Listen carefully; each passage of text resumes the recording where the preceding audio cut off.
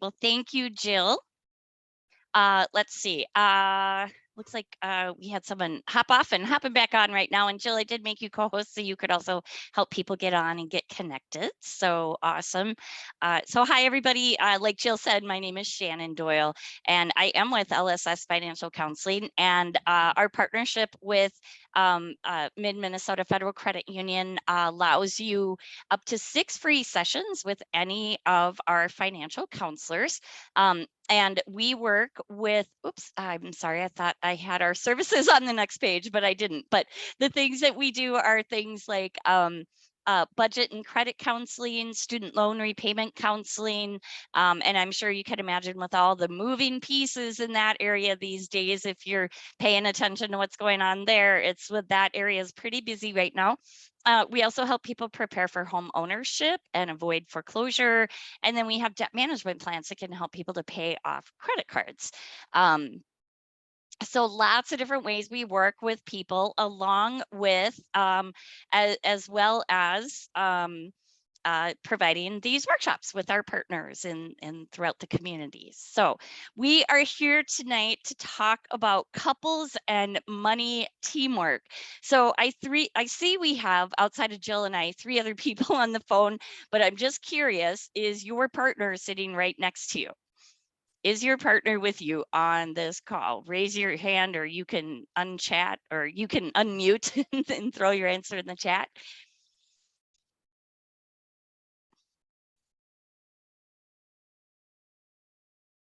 Okay, we've got 1 no.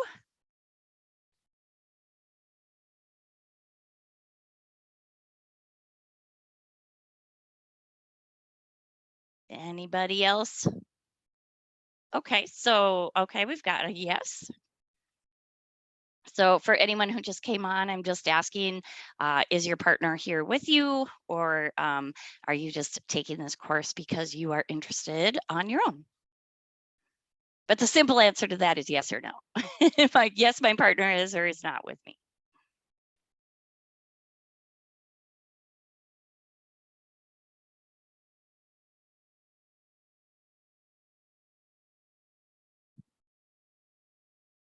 Okay, well, I'll just move on. That's okay. If you don't feel like answering, it's not required, of course. So let's look at this. This pyramid that I am showing right now, this is kind of how we at LSS Financial Counseling, this is how we describe financial wellness. So this is kind of the long view. So no one's going to accomplish all of this in 1 year, or maybe even 10 years, or, it's really kind of a lifetime. Because as you can think back, if you've ever been interested or learned about the pyramids, the ancient pyramids, they took decades to build, right? Because you always had to have the right foundation, right? And so the important thing here with this pyramid is, number 1, knowing where you're at so that you can aim to get to the next level. But even knowing where you're at, is important to think about what makes up each brick of this level, of this foundation, right? And this is why I really like the pyramid as a visual for financial wellness, because in a pyramid, every brick depends on the ones below it for support. So every layer depends on the bricks and the layers below it for support. So if the bricks at the bottom are removed, or if they splay away, or start to erode, it's going to make the whole rest of the pyramid unstable. So that's why it's so incredibly important to make sure that the foundation is strong for both yourself, your spouse, and your family, or your partner. I'm not assuming that everyone is married. So this structure, this pyramid structure, allows you to build financial resiliency into your life. Okay, so the reason why I wanted to introduce this right now is because I will be referring back to it as we go. But for now, I just want to take about 6 minutes to watch this video about specific questions that it's really good to address with a partner when you are talking about combining your lives, building that life together, building your financial life together.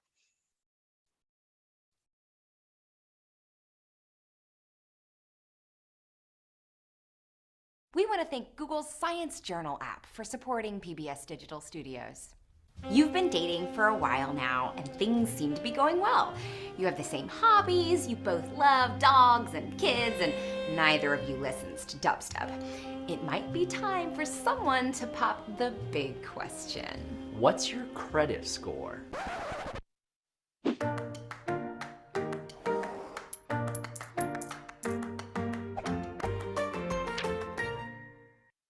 Nothing kills the mood like prying into your partner's financial history, so it's not surprising that many young couples will spend hundreds of hours planning their weddings, but almost none preparing their financial merger. And that's kind of a big deal. Nearly 1 in 3 couples say finances cause the most stress in their relationship, followed distantly by intimacy, children, and in-laws. More than a third of millennials in relationships fight about money at least once a week. Which is troubling because couples who disagree about money once a week or more were over 30% more likely to get divorced than those who disagree a couple times a month. A lot of this marital strife can be avoided just by having a few honest conversations before tying the knot. It can be hard to broach the subject, so to make it easier for all those young lovers out there, here are 5 financial topics you should discuss with your future partner. Number 1, what do you earn, what do you own, and what do you owe? It can be difficult to reveal this information, but it's best to just rip the Band-Aid off. After all, lack of money is not as bad as a lack of communication. According to one study, 4 in 10 couples don't agree on what their partner's income was, and 10% of them got the number wrong by $25,000 or more. Good planning is impossible if each of you only has half the information, and getting everything out on the table will only strengthen trust. Philip and I suggest having this talk in 2 parts. Send each other an email with a simple breakdown of your finances. Then, a few days later, come together in a non-judgmental frame of mind to discuss the human story behind those numbers. Number 2, how was money dealt with in your household growing up? As much as we don't like to admit it, we are heavily influenced by the environment we were raised in. So, learning about your partner's family traditions can offer a lot of insight and understanding into their financial habits. Did they grow up on a tight budget? Did one parent run the show, or did they share responsibility? Were they ever taught to balance a checkbook? The second part of that conversation is figuring out what traditions you each grew up with that you don't want to replicate. Maybe your partner's parents struggled with debt, so it's very important to them to not get into that same quagmire. Number 3, what will be yours, mine, and ours? It's becoming more common for couples to keep separate accounts, even after marriage. Maybe they're afraid of losing independence. Maybe they just haven't gotten around to it yet, but they might be missing out on some benefits of a joint account, like easier organization and transparency. If you and your partner decide to keep separate accounts, make sure that you're not creating places where secrets can hide. About 1/3 of spouses admit to committing financial infidelity, which means intentionally deceiving your partner about how you're spending or managing money. Of those, 16% ended up in divorce expressly because of it. And remember, you don't need to have separate accounts to enjoy financial independence. Julia and I have agreed on a set amount of personal splurge money per month. It's always equal, and we can do whatever we want with zero discussion. It gives us space to be ourselves without fear of lectures or petty squabbles. Number 4, how much do you want to spend on kids? While most couples will talk about whether or not they want kids, far fewer will discuss the massive financial impact, which can start before they're even born. About 15% of couples struggle with infertility, and the cost of a common fertility treatment in the US ranges from about $12,000 to $15,000. The average private adoption costs almost $40,000. Once you've got the kid, you have to decide about daycare, public school versus private, and of course, college. Right now, the average cost of sending a child to a 4-year public university is around $100,000. It's projected to be double that 18 years from now. Of course, this is an ongoing conversation that you'll be having for many years, but it's important to weigh the financial impact of these choices as early as possible. Number 5, what are your financial goals in order of priority? Sharing your financial goals with each other can actually be kind of fun, but in our experience, taking on too many goals at once can make it less likely you'll achieve any of them. If one of you is focused on buying a house and the other on starting a business, neither of you may get very far. But if you join forces and agree on what to tackle first, both of you will get where you want to be faster. A 2015 study asked couples for their best piece of financial advice for newlyweds. The top 2 suggestions were to save as early as possible for retirement and to make all financial decisions together. Not all of these conversations will result in firm agreements, but when they do, make sure to write them down in a sort of financial constitution and then sign it. Now, it might sound unromantic, but it's all too easy for 2 people to remember the same conversation differently. And you can always jointly decide to amend your constitution. It's not set in stone. Of course, if you're already married, you may have skipped over a few of these questions, but take heart. It's never too late to bring them up and turn a fresh page. And that's our 2 cents. Thank you. All right. So thank you for taking a minute to watch that. So just a couple things here. First of all, for anyone, please feel free to unmute yourself or throw in the chat. Did any of those rules or ideas or statistics, did anything kind of jump out at you or kind of stick with you and go, huh, never thought of that before? And if so, what were they?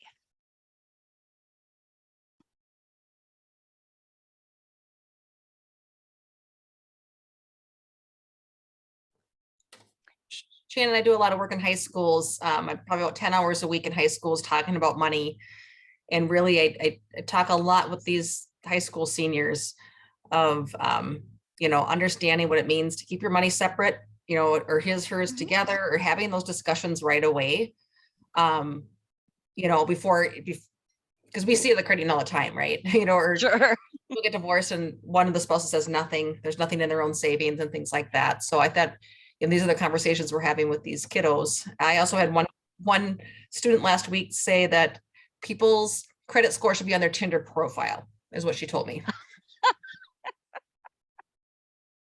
That actually reminds me a few years back, this website is defunct now, but there actually was a dating service for people who are trying to match with people who have good credit scores. The ironic thing of that is that it was self-reported, the credit scores were. So I don't know who's going to really report the honest thing on there, but no, that's great. So, and I think too, this is just a reminder on the screen right now of the different questions that they listed.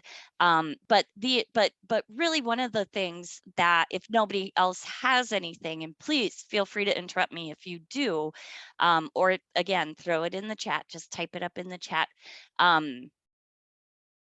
Talking about money is not easy, is the number one thing that I always start off this workshop with. It is not easy to do. We are raised mostly that talking about money is taboo, right? And so when we start dating someone, or even, once we're married, or, even down the road, if we've never stopped to start that conversation, that's a little funny way to say that, but if you've never actually started that conversation before, it can feel really uncomfortable, and it can lead to a lot of arguments about money and spending, and it can lead to shame and just all these horrible feelings.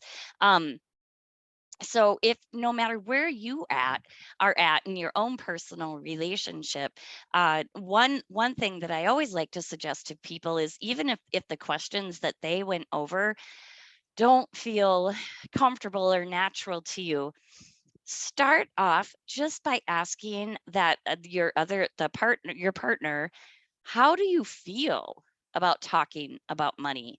And even if you have had many money conversations with your partner, maybe you've never actually asked them that question, because a lot of the hiccups with money, or the issues that can lead to arguments and fights, they all have to do with emotions and feelings and expectations and things like that. So really starting off with that question, just how do you feel about talking about money, is a lot less threatening, because you're asking about their feelings about it, and not necessarily about, you're not actually talking about money. So it can really be a great once again, foundation to building financial intimacy in your relationship. But if you're gonna start talking, or when you're gonna start talking, it's important to have some ground rules. So you may have heard in that video that they were talking about 30% of couples admitted to lying about money to their partners. Okay, and that is, and in 16% of those cases, it led to divorce. So financial infidelity can be, well, it's a trust killer, and within a relationship, but it can also lead to a power imbalance within a relationship, really essentially just like any type of infidelity can. But so really what that means, what we're talking about here, is secret savings accounts, secret spending, secret borrowing, secret lending, all those sorts of things. When you're in a relationship, it's really about having that equality in decision making.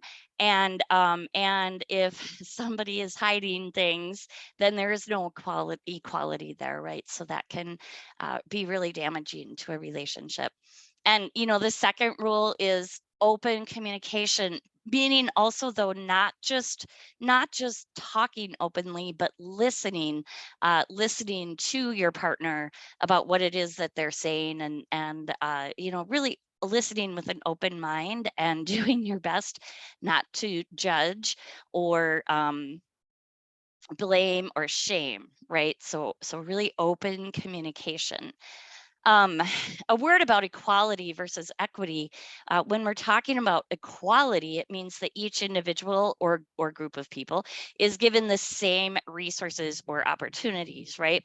With equity, this is a recognition that each person has different circumstances and allocates the exact resources and opportunities that they need to reach an equal outcome. Okay, what does that mean? I'm going to give you an example here in a moment. But that does, when you have equity, it leads to a positive outcome for both individuals, not just one or the other. Okay, so one way to say that is that one person can't be the decision maker. It's important for both to have the opportunity to weigh in. That's equality, right? But so let's look at an example of how this might look. So let's think about paying bills, okay? And when a couple first starts out, they're trying to figure out, okay, well, how do we split everything up? And a really common way of doing that is to say, especially if you're not married, let's say someone's just living together, it's splitting it up 50-50. Well, 50-50 is fair if, one person, like nobody has kids and you make about the same amount of money. But in order to know that that's fair, you also have to know how much your partner is making, right? But let's say we have a situation where one person, well, I'll just give you the example of my husband and I. When we got together, I had a child, and he did not, but he moved into our place. And when we were talking about how to split everything up, well, first of all, I made a little more money than he did. And, and plus, not that he didn't want to participate in the household, or contribute, as far as like, we didn't get down to let's oh well, our food, your food, not that kind of thing. But what we decided was fair, that because once we added our two incomes together, I made about 60% of our household income and he made 40%. So what we thought was fair, was for me to cover 60% of the expenses, or 60% of the total of the expenses, and he would contribute 40%. So for us, that was what we felt was fair. 50-50 never would have been fair, and it would have put him in a really hard position where he would have ended up, potentially feeling resentful, or, not feeling like he could build any savings or reach any of his own goals. So it's always important to remember to build that equity so that everyone can contribute based on, what they have to contribute, and that it's on equal footing that way. And just remember that just because one spouse makes more than the other doesn't mean that they get to have all the power in where it's spent or in the decisions of where the spending or saving is going. And if somebody acts like that, honestly, if somebody ends up acting like that, that may be a red flag. I'm not saying it always is, but it may be a red flag for a more serious issue about power and control.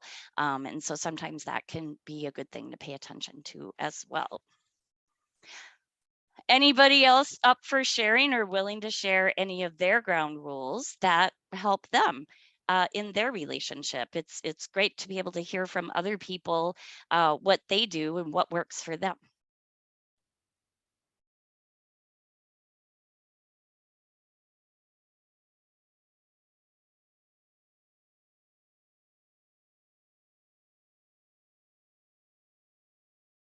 Okay, all right, well, we'll move on then. So once you've set your ground rules, once you've kind of figured out your basics there, the next thing you really want to do is focus on setting your goals. Now, once again, in the video, they were talking about, how everybody's going to have multiple goals, really, like, typically we don't just have one goal in our life. And also they may be competing goals. So again, it's really important to discuss those goals and then prioritize. But also thinking about what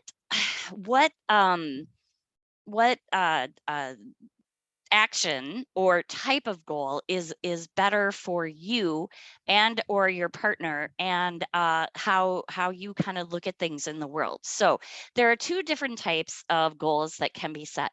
One is a performance goal, and that's kind of more of a transactional goal. It's more outcome oriented.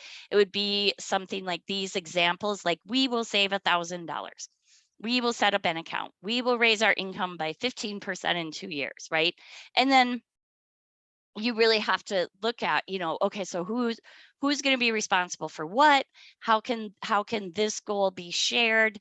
If we're talking about the saving $1,000, is that okay? So every pay period, we need to have 38.50. So let's say you both get paid every other week, that would mean that every pay period, 38.50 total needs to go into a savings account so that you could reach $1,000 in a year. Or you could split that up between two different, his or your partner's pay period and your pay period. And then it would actually only be, $19.25 that would need to go into savings every other week from each paycheck. But that would be an example of a performance goal. You're really kind of saying we're more focused on the outcome. We're focused about the end of the trip as opposed to the process of how we get there, right? And then the other type of goal is a learning goal. Now, learning goals can be better for people who maybe are just starting out or trying to change some habits around money management.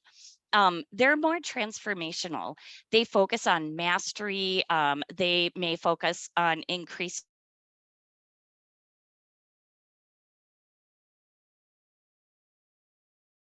Like, we will track our spending. And then you might want to think, okay, why are we going to track our spending? Well, because we can't make any changes until we know where our money is going. We will research savings options.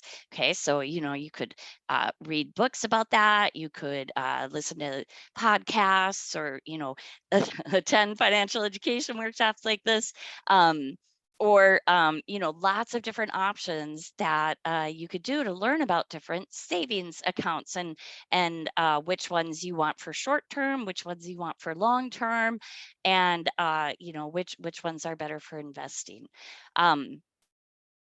But these are the things like tracking spending, learning about savings options, saving on a regular basis. Those are all things that can be about learning, because you are building habits when you are looking at establishing a routine way of doing those things. But remember, And now look, here's the other thing is that, we're all different in our relationships too. And so, maybe a learning goal is better for you, but an outcome goal is better for your partner. And that's okay because you can combine the two together. But just remember that, prioritizing your goals. So no matter how many goals you have, if you join forces, you will get there faster. So prioritizing your goals, regardless of which type of goal you decide on, is going to be key for getting there together. Okay.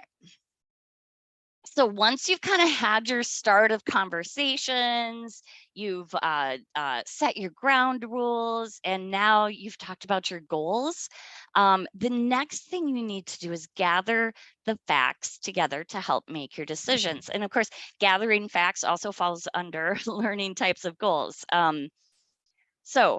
But this is a really important piece of this, is that money is frequently, almost always tied to emotions. It's tied to expectations. It's tied to your dreams and your goals and what it is you want your life to look at.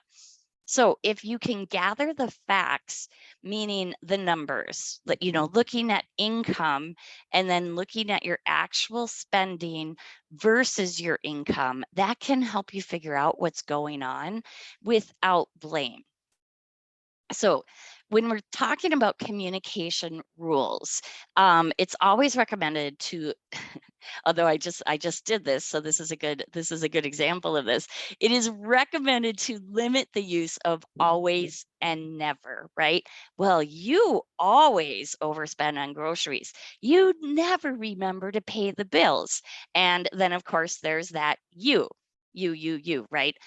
So when you have the data, when you can look at the numbers in front of you, it can reduce that sort of blaming if you're both able to look at it as just, these are the facts. This is where we're at. So instead of you always overspend, you can turn that into, wow, the past 3 months, there's been a shortfall at the end of the month and savings has been used. What can we do to turn that around? That feels a lot better, and like you're working more together than, well, you always overspend or you forget to pay the bills, right? Or you could look at something like, we never do anything fun. When you're looking at the facts, that can be turned into something like, oh, it looks like our budget can support each of us having $100 for fun spending and still meet our goals. Or can it hold a little extra? If you want more than $100, what has to give in order for you or your partner to be able to do that? And so when you're looking at the facts, it really, really helps to fuel that conversation of, what can we and what can we do now? What has to wait until later? And that's another thing I just want to point out, is that a lot of times when we are talking about money with our partners, and especially these days, things are getting so expensive, we might be feeling a lot of anxiety. Budgets are getting tighter, and one of the trends we're seeing now is that credit card debt is slowly going up, and it can be a very emotional time.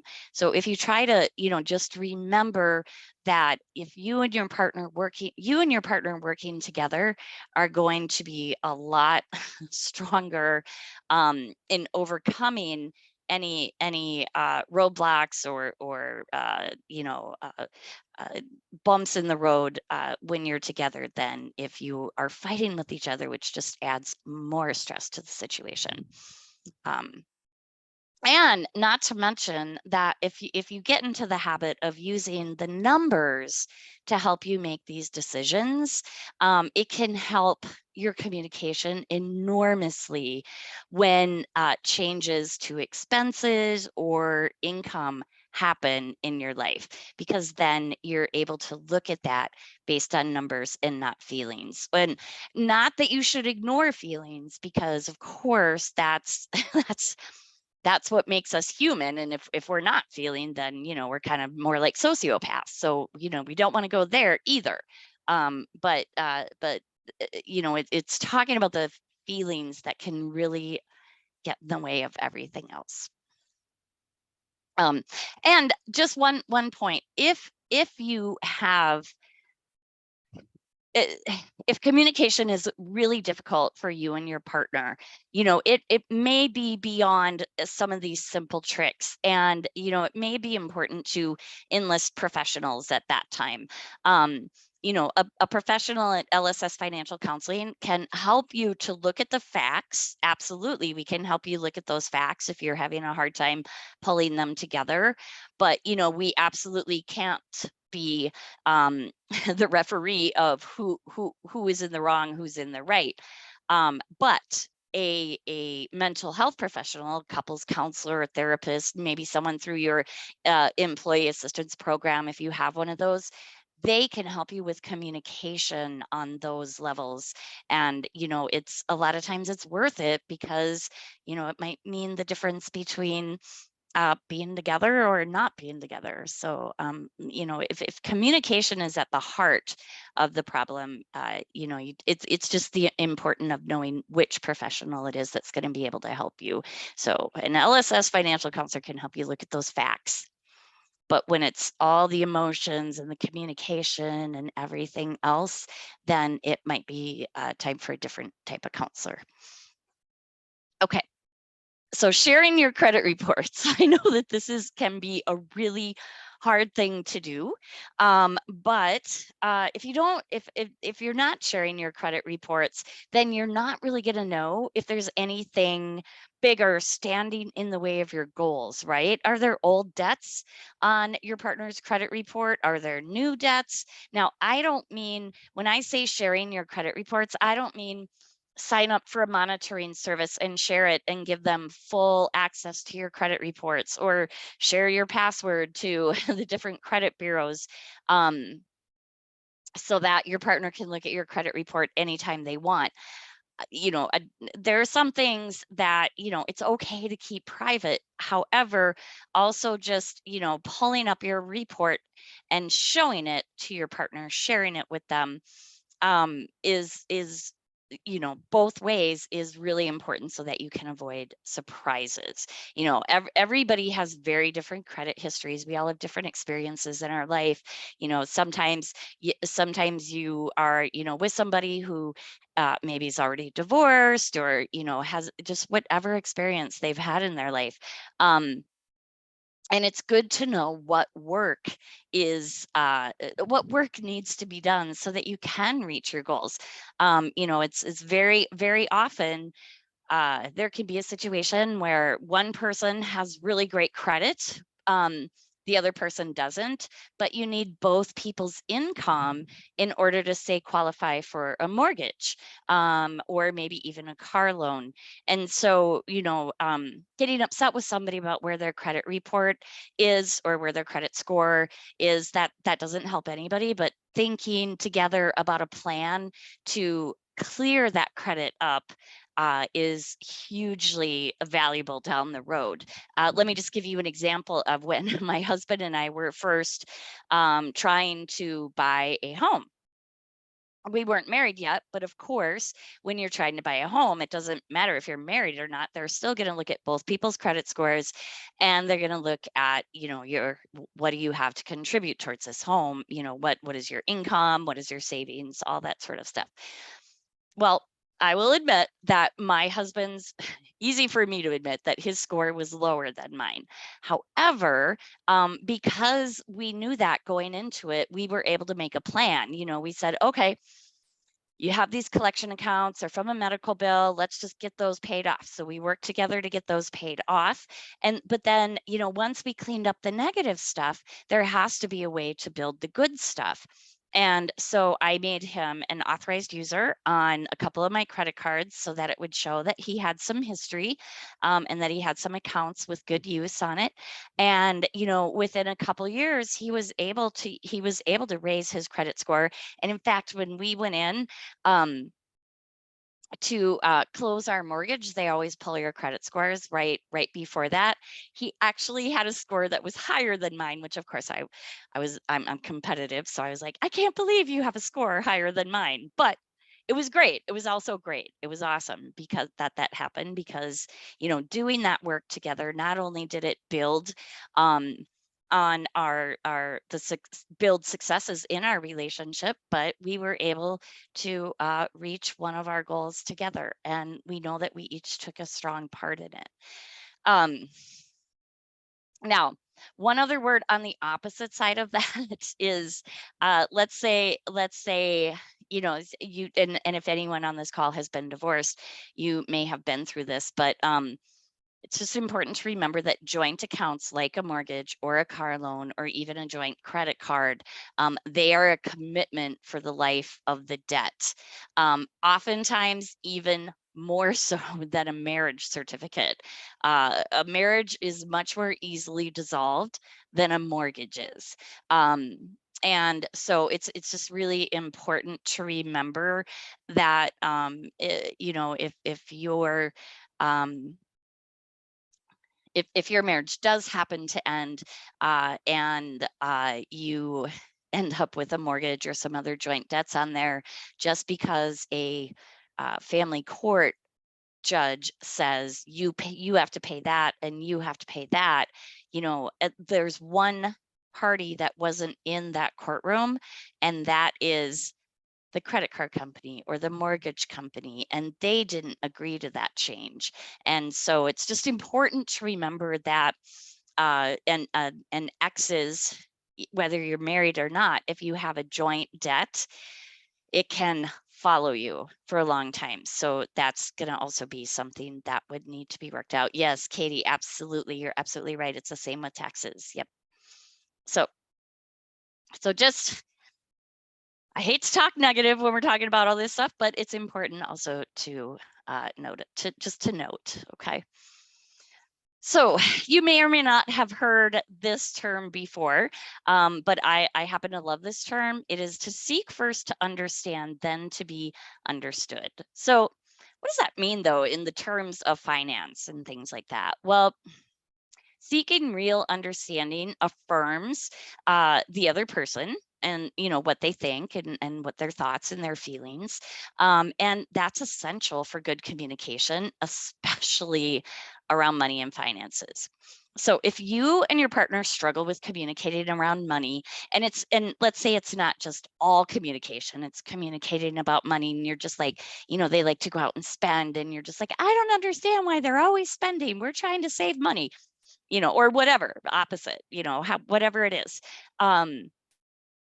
It may be coming down to different money scripts or beliefs that might be driving any financial behaviors, or something that you may think is an erratic decision or behavior around money, to them is just really basically what they grew up with, or what they observed other people doing with money. So this money scripts are picked up throughout life, and oftentimes we're not even aware of them, or how they are influencing our choices and our behaviors.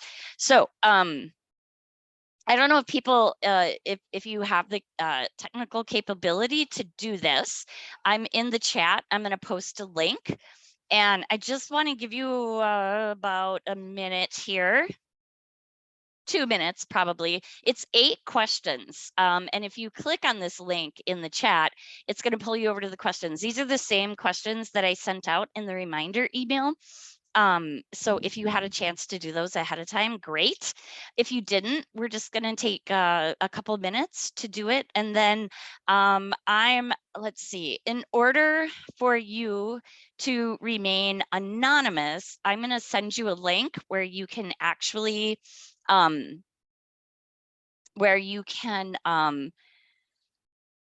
choose which area you fall under. So where do you fall?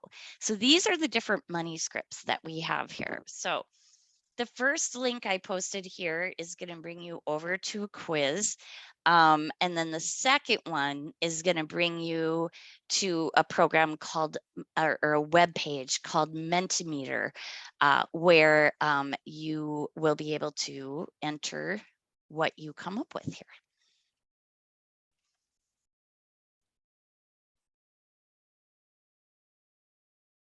All right, so I'm going to give you 2 minutes starting now. Let me know if anybody's having problems with getting there.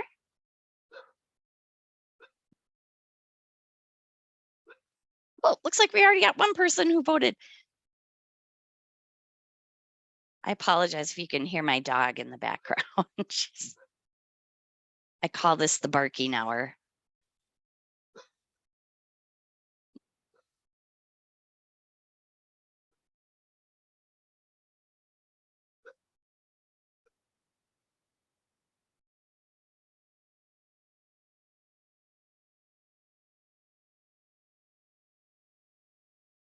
Okay, so we're just going to take 1 more minute here to see if people can complete that.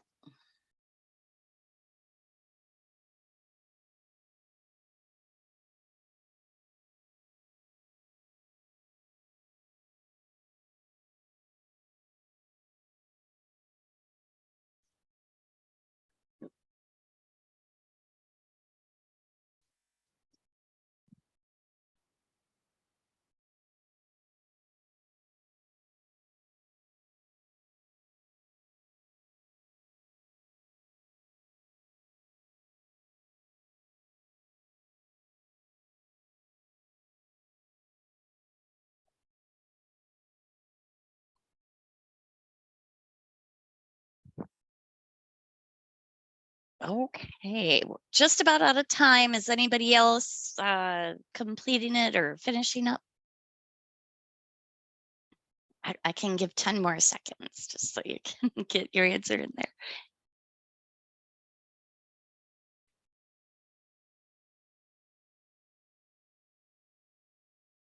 Okay. All right. So for the sake of time, I'm gonna move us on.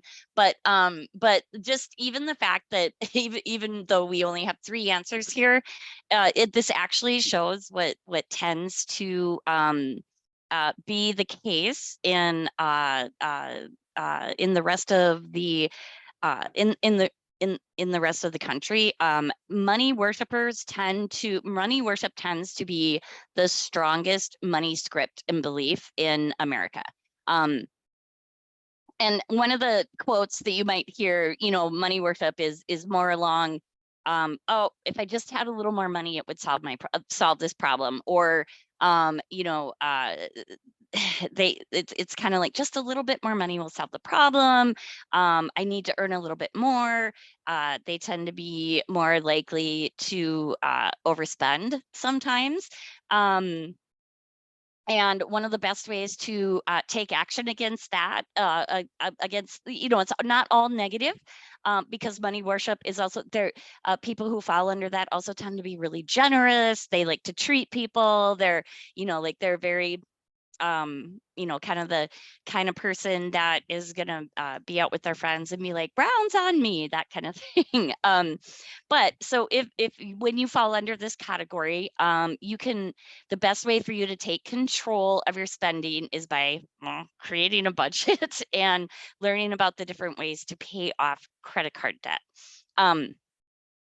For money avoidance, people who fall under this tend to think that money is actually bad and or they don't deserve it. They also might tend to think that if somebody's really wealthy, it means that they're greedy, or people are wealthy because they're greedy, not that they're greedy because they're wealthy. And they may ignore their finances and avoid thinking about money altogether. Even in some extremes, they may even give away money to others in order to not have it, to not even have to deal with it. So one action that money avoiders can take is automating your finances so that you don't have to always think about them, like automating paying bills, automating savings, especially like say a contribution to an employer sponsored account like a 401k or 403b, something like that. So in a way, it's kind of like hiding money from yourselves. And if you have a friend or family or a partner, especially that can help you, kindly help you to take accountability. That can be especially helpful for people who have this script of money avoidance. Money vigilant, well, these are the people who believe that being frugal and saving is important. But sometimes they can be so vigilant about money that that they don't want to spend anything. These are the people who like don't want to spend. They're always about saving. And so they can also be really uncomfortable discussing money with others, but I mean most of us are. So but if you are, or if you know somebody who is like this, or if your partner is, it's important to not let secrecy stand in the way of better money habits. So if you know a money vigilant person, it can be really helpful to learn about, just try talking about those different questions that we listed at the beginning here today.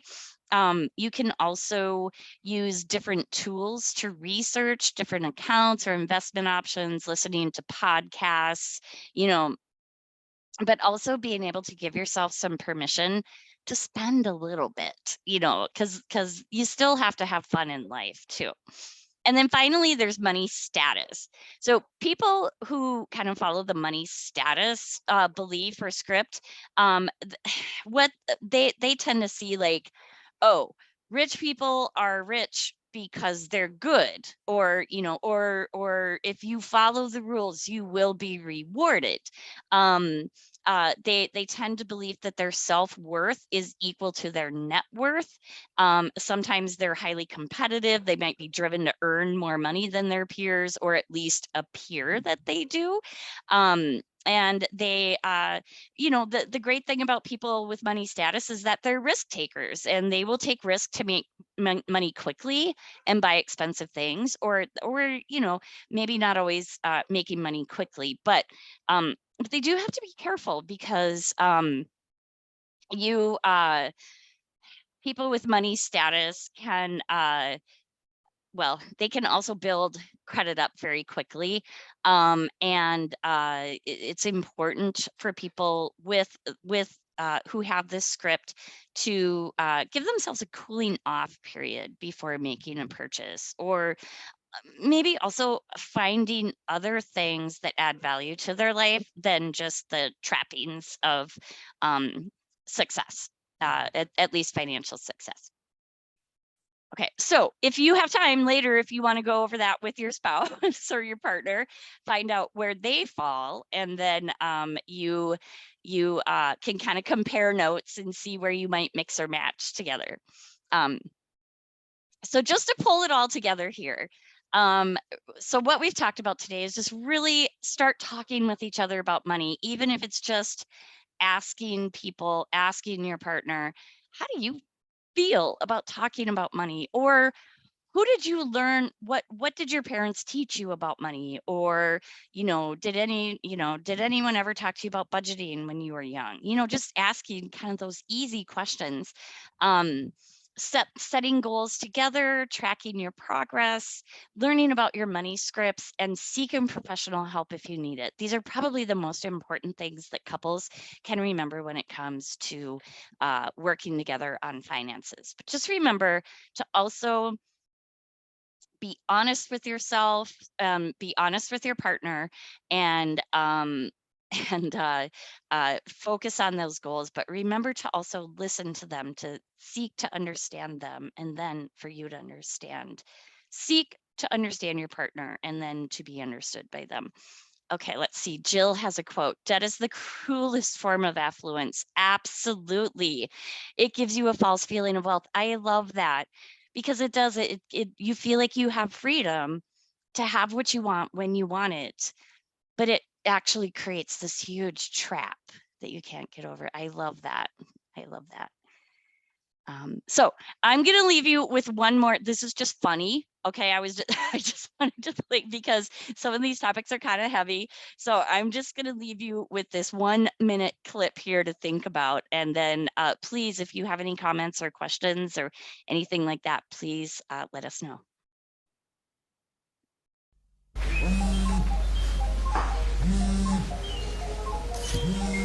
Hello? Honey? Are you at the club? Yes. I'm at the mall now and I found this beautiful leather coat. It's only $1,000. Can I get it? Well, sure, if you like it that much. Okay. I also stopped by the Mercedes dealership and saw the new model. You know, the one I really How like. much? 120. Well, at that price, I want it with all the options.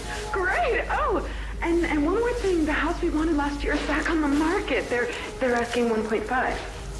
We'll make them an offer. But come in at 1.4. Okay. I love you, baby. I love you too. Okay, bye. Does anybody know whose phone this is?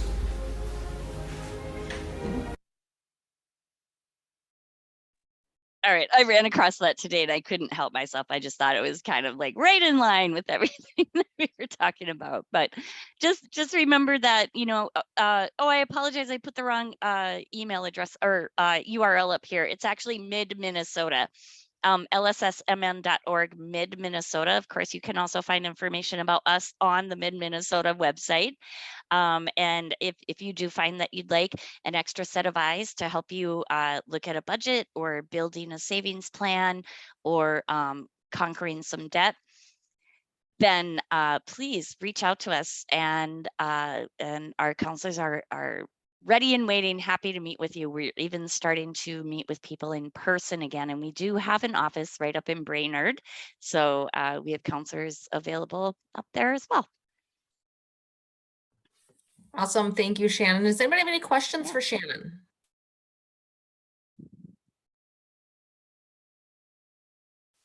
Well, wonderful. Have a great evening, everyone. I have recorded this and we will have it probably within the next 48 hours up on the Mid-Minnesota website.